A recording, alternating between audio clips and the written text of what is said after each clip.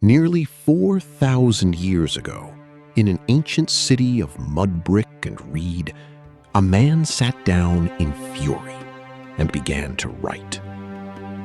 The copper was inferior. The deal was insulting. He had been treated, he said, with contempt. That tablet was baked hard, buried by time, and forgotten for 35 centuries. When archaeologists finally dug it from the sands, they realized they were holding something extraordinary. Not a king's decree, not a temple record, but a complaint, the oldest written customer complaint ever discovered. And the man on the receiving end, a copper trader named Ea-Nasir, would become, 4,000 years later, the worst reviewed businessman in history.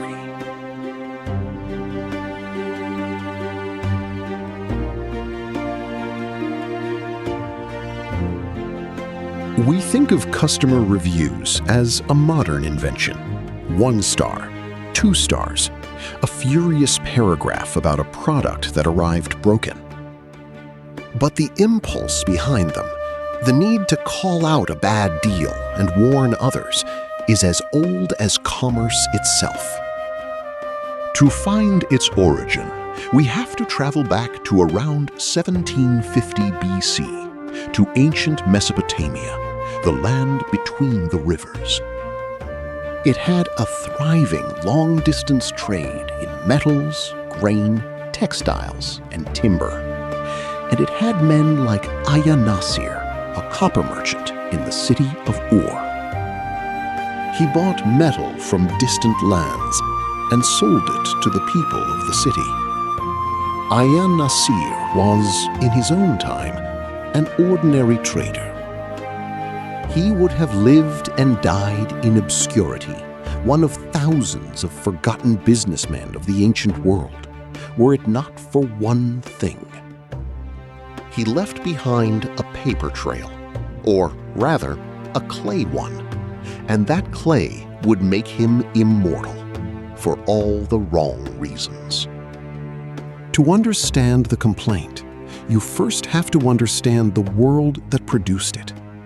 Mesopotamia, in what is now Iraq, was the birthplace of cities, of writing, and of organized trade.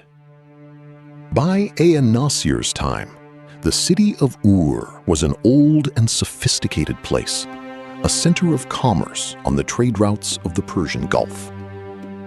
The people of this world did not write on paper. They wrote on clay. A scribe would take a lump of wet river clay, flatten it into a tablet that fit in the palm, and press the end of a cut reed into its surface.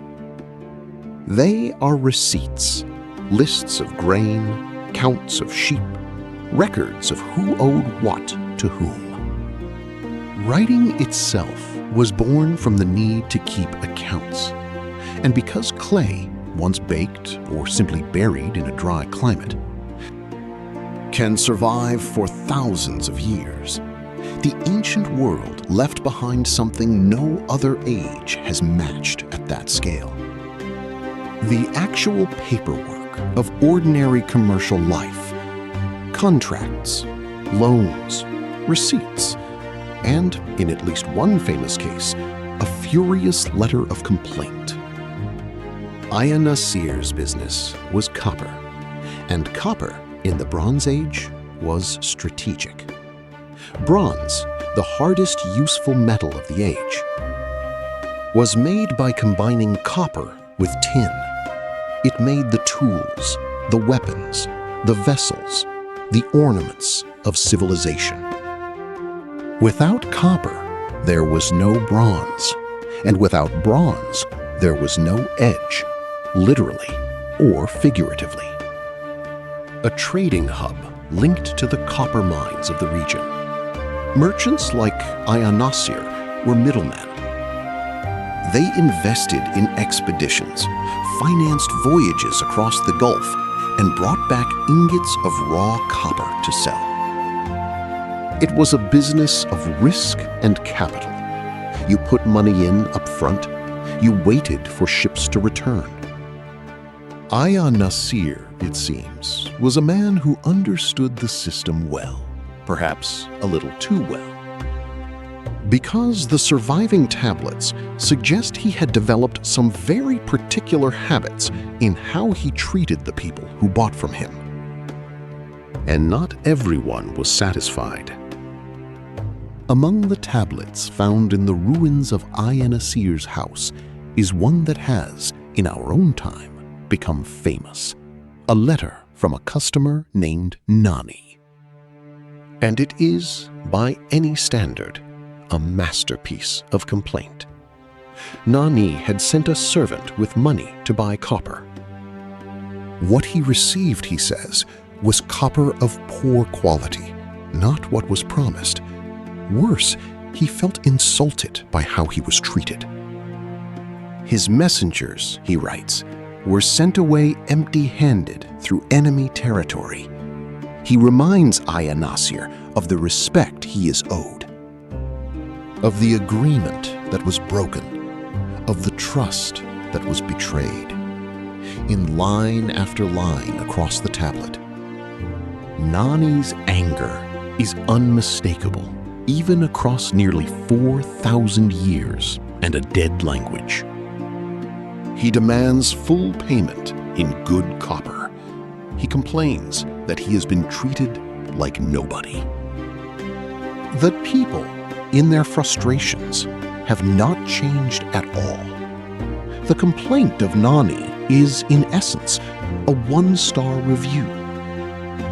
Filed in the 1700s BC, carved into clay, and preserved against all odds to embarrass Ea-Nasir for eternity. Here is where the story takes a strange turn, because Nani's letter was not the only complaint found in Ea-Nasir's house. Archaeologists excavating the site uncovered a number of tablets, and several of them appear to involve disputes, grievances, and unhappy dealings. To some readers, this painted a damning picture. A man whose own home archive was full of people angry at him. And so, in the internet age, Ea-Nasir was reborn, nearly 4,000 years after his death. He became a meme, the worst businessman in history, a villain of bad customer service. People wrote mock reviews, left one-star ratings on his ancient location, and joked about his terrible copper. A forgotten Mesopotamian trader became a global punchline. But it is worth pausing on how unfair this might be. We have one side of these stories. We have the complaints, but not Ea-Nasir's replies. Ea-Nasir kept these tablets, perhaps as records of disputes he intended to answer. We are, in a sense, reading a man's private files and judging his whole life by his angriest customers, which raises an uncomfortable question for any business, ancient or modern. We are, in a sense, reading a man's private files and judging his whole life by his angriest customers, which raises an uncomfortable question for any business, ancient or modern. Who gets to write the record that survives? There is a deeper reason this trivial dispute matters, and it has nothing to do with copper. It is about memory. Almost everything written in the ancient world is lost. Papyrus rots, parchment burns, wood and wax and ink decay. But clay, humble river clay, endures. When the houses of Ur were abandoned and buried, the tablets inside them were sealed in dry earth. protected for millennia. What survives from the deep past is not necessarily what was important. It is what was durable.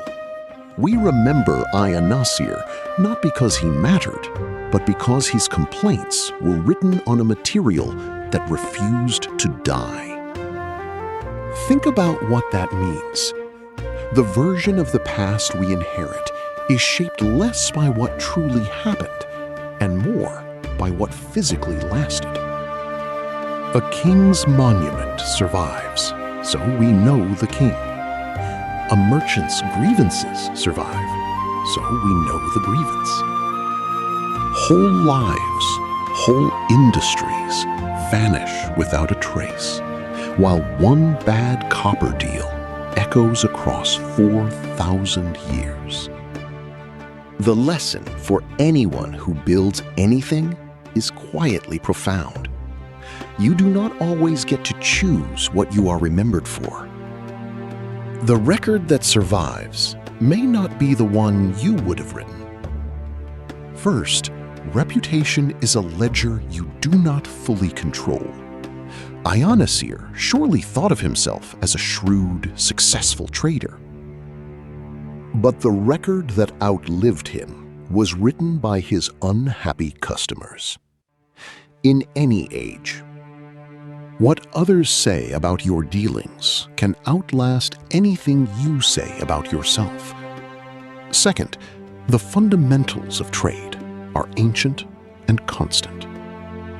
Quality disputes, broken promises, late deliveries, customers who feel disrespected. None of this is new. The Bronze Age copper trade ran on the same human frictions as any business today. Nani believed he was owed fairness. He believed a deal was a deal, that quality mattered, that a customer deserved respect. Those expectations, the very basis of honest commerce, were already fully formed thousands of years ago. And finally, there is the humbling lesson of survival. Ea-Nasir reminds us that history is not a fair judge. It preserves the durable, not the deserving. The businessman who wanted to be remembered as successful is remembered instead for his worst reviews. Today, the tablet of Nani's complaint sits in a museum, one of countless artifacts from a vanished world, and yet one of the most beloved. People travel to see it. They smile at it. They feel across an impossible gulf of time a flicker of recognition. We have all been Nani. Frustrated by a bad deal. And some of us, if we are honest, have been Ea-Nasir, the seller on the wrong end of an angry review. That is why this little tablet matters far beyond its size. A bridge across 4,000 years. Proof that the daily texture of commerce, the haggling, the trust, the disappointment, the demand for fairness is part of what it has always meant to be human. Ea-Nasir built a copper business in the world's first cities and lost the war for his own reputation to a single dissatisfied customer. But in losing it, he gained something stranger and larger, a kind of immortality. The forgotten trader is now one of the most remembered merchants of the ancient world. From a single clay tablet, we have traveled across the whole ancient economy. But our next subject did not trade in copper or complaints. She built a commercial empire across the seas and commanded a fleet that terrified an empire.